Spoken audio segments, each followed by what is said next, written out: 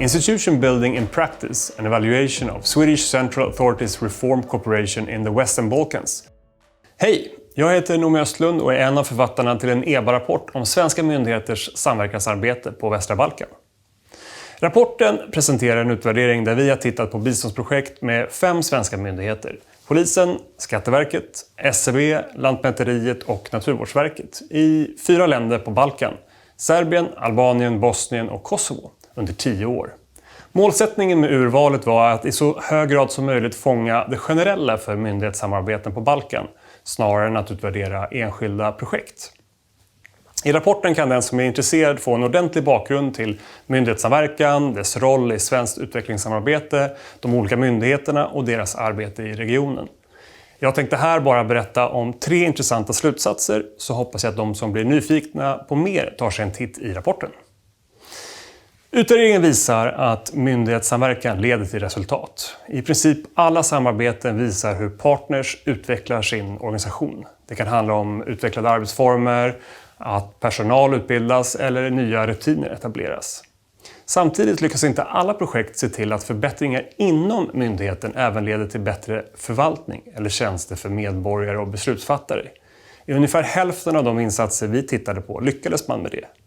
Ett exempel är Lantmäteriets samarbete i Bosnien, där etablerandet av adressregister och ett register för försäljningspris för fastigheter möjliggjorde flera förbättringar för både medborgare och för andra myndigheter.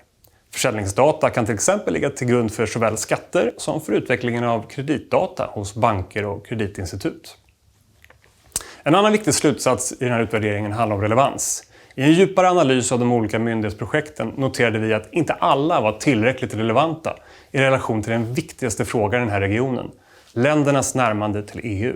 Vissa projekt fokuserade på frågor som inte var de viktigaste, eller hade en ambitionsnivå där även ett lyckat projekt inte skulle medföra tillräcklig förändring.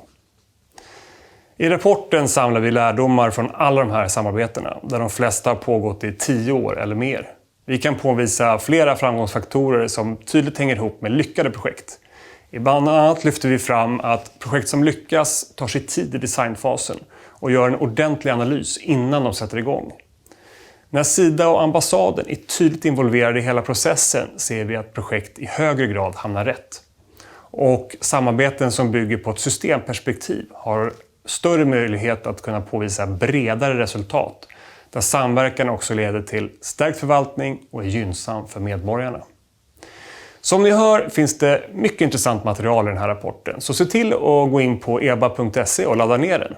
På vår hemsida kan ni se det seminarium som vi haft för rapporten med en längre presentation av den och diskussion med forskare och representanter från både Sida och myndigheter. Tack!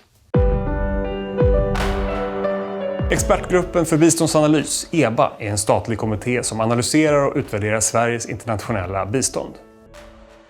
Mail ud.eba@gov.se. Twitter @eba_committee. Lyssna gärna på EBA-podden, en podcast om bistånd.